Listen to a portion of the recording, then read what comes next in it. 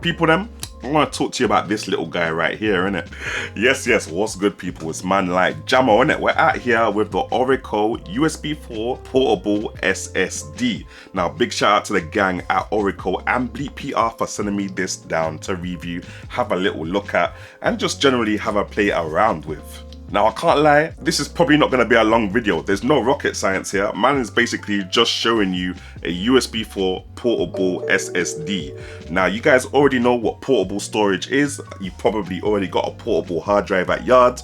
It's all cool. You put your stuff on it and you can bring it to a next computer, innit? But we all know that our portable hard drives are kind of slow when transferring the data. If you want to transfer something bare big, maybe like 100 gigabytes, you know, them big files there, it's going to take maybe a couple of minutes up to an hour, innit? This thing now is the first USB 4 certified SSD. That means up to 40 gigabits data transfer speeds.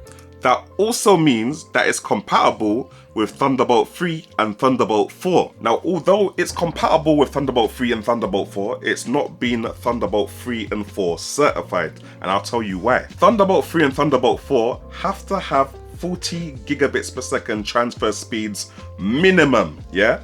Minimum. The product cannot be rated anywhere below that, 40 gigabits minimum. Whereas this USB 4 portable SSD are speeds anywhere up to 40 gigabits maximum, you understand? So whereas this can reach Thunderbolt 4 speeds, it doesn't have to maintain those to get its USB 4 certification, whereas if it's gonna have Thunderbolt 4, it needs to have that minimum, you understand, kind of thing. So think of it as the poor man's Thunderbolt.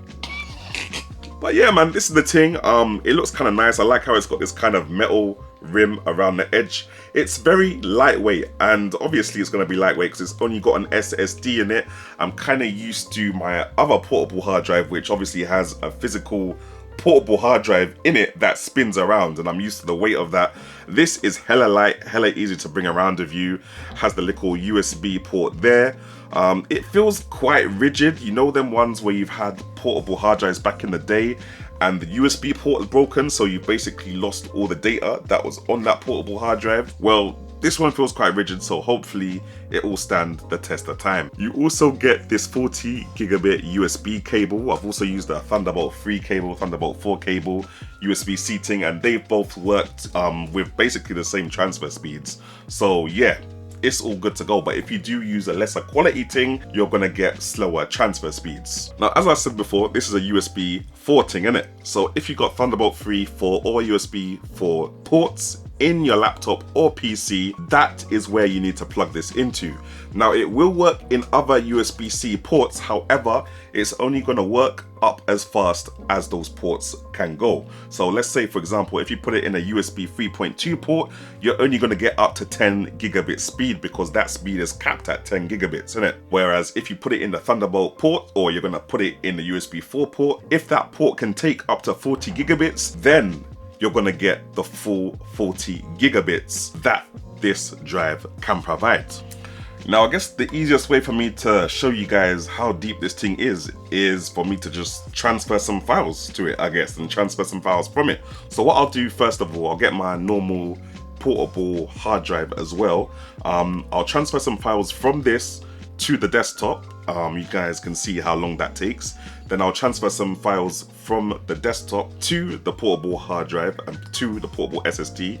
You guys can see how long that takes. And yeah, I guess that's pretty much all I really need to show you. It's a portable SSD, innit? Alright, people them. So over here, as you can see, I've got my normal 4 terabyte traditional portable hard drive thing. It's made by Seagate, so man's called it the Seagate HDD thing. And then I've got this new ORICO 1 terabyte SSD thing on the right hand side. Now, as you can see, they both got under 200 gigabytes of space left, and this is obviously just the system that I'm on.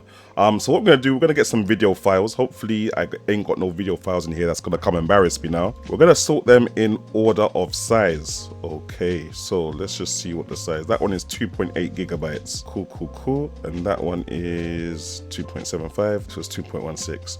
So we're gonna take the top 3 here, and first of all, we're gonna just drag and drop them to my traditional portable hard drive thing, and let's just get an estimate of how long that's going to take. Yeah, How long is that? 8 gigabytes. Okay, about 2 minutes and 30 seconds. It's respectable. I'll let it do its thing. Okay, we're rounding up now at the 15-second mark. Got 500 megabytes, 400 megabytes left to transfer.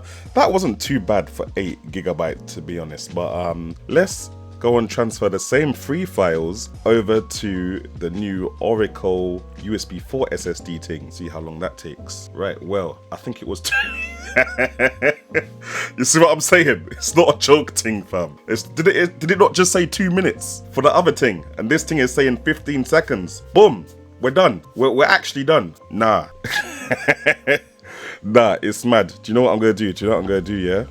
In fact, let's take, yeah. How should we do this? Okay. Let's go from this intro bit to just below this top 3, yeah. 44 gigabytes it's saying that man has selected. Let's see how long it says. Just get an estimate of how long it says it will take on my traditional portable hard drive, yeah? I'm expecting like 15 minutes maybe, if 8. Oh yeah, 11 minutes, not bad. And that's at a transfer rate of 70 megabytes per second kind of thing. So it's saying, yeah, 44 gigabytes, about 11 minutes. That's not too bad, yeah? That's half a Call of Duty Warzone installed, innit? Right, now, come out of that, let me transfer that same 44 gigabytes to the new SSD thing. Let's see what we're saying. Let's see what we're getting here now, fam. 1 minute and 30 seconds. 1 minute and 30 seconds. I'm gonna let it transfer as well. It's transferring at a rate of 400 megabytes per second. Fam, I don't know what more you guys want from me. I don't know what more I can do. That it's just doing what it says it's doing. Look how fast it is, fam. I don't know why you need to transfer 44 gigabytes in 1 minute, but if you did need to do that, that's cool. The whole of Call of Duty Warzone is 100 gigabytes plus now. So if you needed to transfer that file onto this SSD, you're looking at what? Maybe 2 minutes instead of the 1 minute it's saying? Maybe 3 minutes maximum. That's just ridiculous, guys. That's too fast.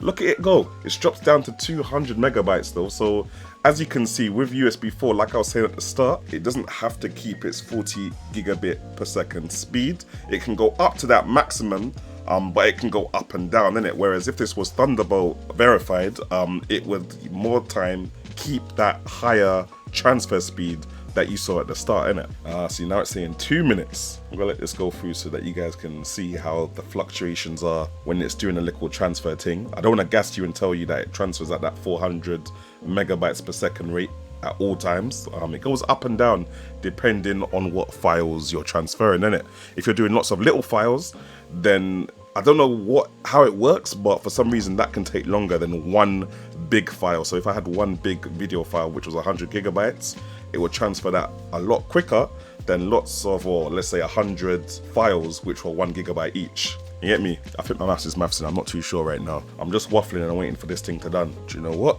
I can't be bothered to wait. Okay, let me stop that. Right, see what we're gonna do now, yeah? So we've seen the transfer speed from the laptop's PCIe 4 SSD to my hard drive and to this portable SSD. But let's see how long it takes to transfer back from the portable hard drives and the SSD onto the desktop itself. So we're going to go into the Seagate thing. We're going to get these top 3 files, the ones that we transferred over in the first place. There we go.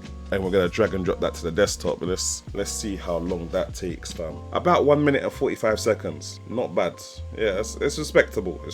About 1 minute, 45 seconds. And it's transferring at a rate of around 67. So kind of the same rate of transfer that it was when it was being transferred from the SSD on the laptop to the portable hard drive itself. I can't bother to wait for this though, so I'm going to cancel this for now. And what we're going to do, we're going to go back. We're going to go into the portable SSD now, and we're going to get those same 3 files. Let me just make sure. Let me just order these in terms of size and in terms of type. There we go. It was these first 3, yeah? See, let me just check. Yeah, it was. No, it wasn't. Wait. Sort by size. There we go. The first 3 were 8 yeah, there we go. All right, so we got our first 3 now, and we're gonna drag these onto the desktop. Let's just get an estimate of how long that should take. And there you go, 800 megabytes per second. And that took less than 10 seconds, I think. Boom, we're there. We're just, fam, the thing is just quick, cuz, yeah? That's all I'm showing you right now. That's all. Anyway, these things are expensive as well. So guys, yeah, that's all you really need to know. You've seen it, fam. Man has just done the test. You've seen how quick it is compared to a traditional portable hard drive kind of thing, and it's fast, fam. It's fast. If you're doing content creation, if you're doing any kind of workload where you're transferring big files and you need to do it fast, this is the way forward. And obviously it's not just transferring that you can do on this thing. Like, obviously, because it's so fast, you can store all your games on this SSD and play the games directly from the SSD itself, fam. So I don't know if that will be useful for anyone else. Maybe if you need more SSD space on your main system, that can help you, kind of thing. For me now, because I review quite a few laptops, it's wicked that I can put my Steam library on this SSD and then move that from laptop to laptop without having to re-download my whole Steam library on every single laptop I test. So yeah, man, 40 gigabits per second lightning speed. Boy, yeah, it's doing a lot still. It's doing a lot.